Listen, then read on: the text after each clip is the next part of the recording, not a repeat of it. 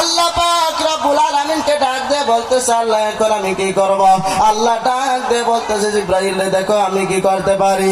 আদম আলাইহিস সালাতু ওয়াস সালামের পাওয়ের মতন পাও বানাইলো, হাতের মতন হাত বানাইলো, মুখের মতন মুখ বানাইলো, পাওয়ের মতন পাও বানাইয়া জান্নাতি রেশমি কাপড় পরিধান করাইয়া আদম আলাইহিস সালাতু ওয়াস সালামের সঙ্গে বসায় দিল।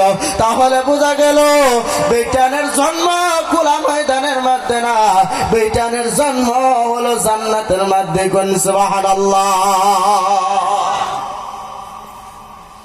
যেই মার জন্ম হলো জান্নাতের মধ্যে, যেই মার পাওয়ার নিচের মধ্যে জান্নাত রাখছে রে বাবা, ওই মাছকে বাজারের মধ্যে ঘোরাঘুরি করে, ওই মা পেটের থেকে কোনোদিন আল্লাহর ওলি বাহির হবে না, বড় বড় মুহাদ্দিস বাহির হবে না, আলিম বাহির হবে না, হাফিজ বাহির হবে না। এর কারণ হলো তারা দুনিয়ার জমিনের মধ্যে ঘোরাঘুরি করতেছে। বাবারা ভাই জানেরা, আমাদের আসামের দিকে তাকায় দেখেন বাসকান্দির আহমদ হুজুর তেল সারা গাড়ি কিসের জন্য চালাইছে? হুনছুন কি হুনছুন না?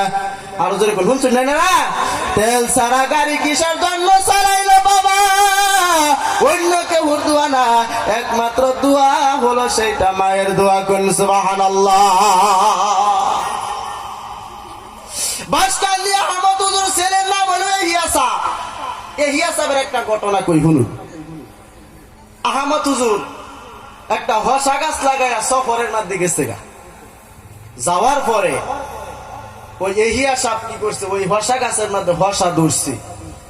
ধরার পরে ওই এহিয়া সাপ কি করছে, ওই হসা গাছের থেকে একটা হসা ছিঁড়ে আনিয়া ওনার মারে কইতেছে আম্মা হসাটা কাটতে দাও। আলিগর ভাষা তো এটাই না, হসাটা কাটতে দাও। তখন এহিয়া সাহেবের মা আহমদ হুজুরের স্ত্রী হেলা কইতেছে বাবা করতে আনছো? কালে আব্বা গাছ লাগাইছেন যে হিনতে আনছি। কালে না, তোমার একটা কি আছেন জানো? বলে কি? তোমার বাহে গাছ লাগাইছি, তোমার বাহের টান কওয়ার পরে তারপরে তোমার হসাটা সিরুন লাগছে। কিরম বুঝুন আল্লাহ? তোমার বাহে টান কওয়ার পরে হসাটা সিরুন লাগছি, বাহে গাছ লাগাইছে ভূতের বলে কয়ে খাওয়ান লাগে। কিরম বুঝুন আল্লাহ? এহিয়া সাহেব কি করলেন? হাতের মধ্যে হসাটা লইলেন, গাছের দিকে রওনা হয়ে গেল, আর চোখের পানি ফালানো শুরু করে দিল।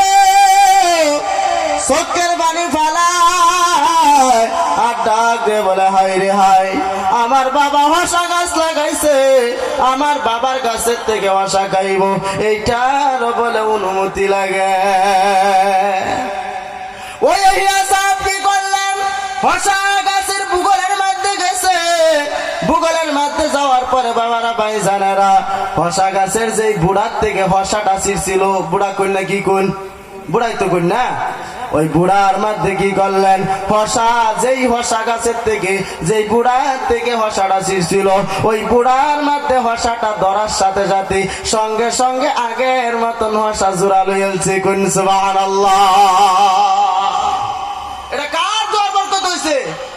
রাকুর ওই কার দোয়ার বরকত হইছে? মার দোয়ার বরকতে। মা যদি দিনদার হয়ে যায়, মা যদি পরহেজগার হয়ে যায়, মা যদি মুত্তাকিন হয়ে যায়, আমল করেওয়ালা হয়ে যায়, ওই মার পেটের থেকে আল্লাহর ওলি বাইরে। কোন সুবহানাল্লাহ।